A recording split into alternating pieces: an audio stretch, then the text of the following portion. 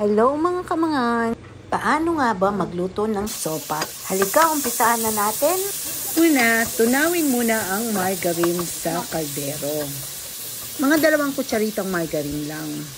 Pag tunaw na ang margarine, ilagay na po natin ang bawang. Sinunod na rin natin ang sibuyas. Gisa-gisa ng konti. Ihulog na rin natin ang hotdog. Halo ng konti.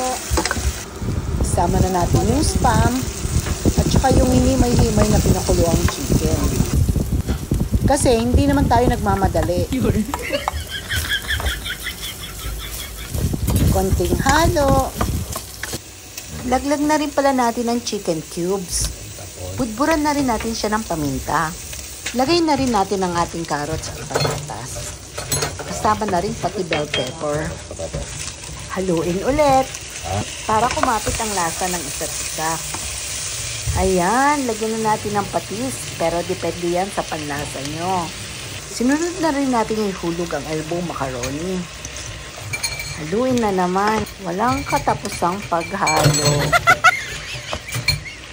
Pagkatapos haluin ng matindi, pwede na natin siya ngayon dagdagan ng pinakulo ang tubig. Yung eksaktong nalubog lang lahat ng sangkap.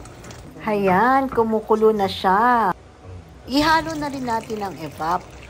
Pagkahalo, takpang maigi at pabayaan kumulo ng mga 10 minuto. Pagkatapos ng 10 minuto, ilagay na rin natin ang ating repolyo. Pakuluan para medyo lumambot lang ng konti ang ating repolyo. At yan, ayan na, luto na ang ating sopas. O diba, ang dali lang at ang bilis. Sopas talaga. Yummy!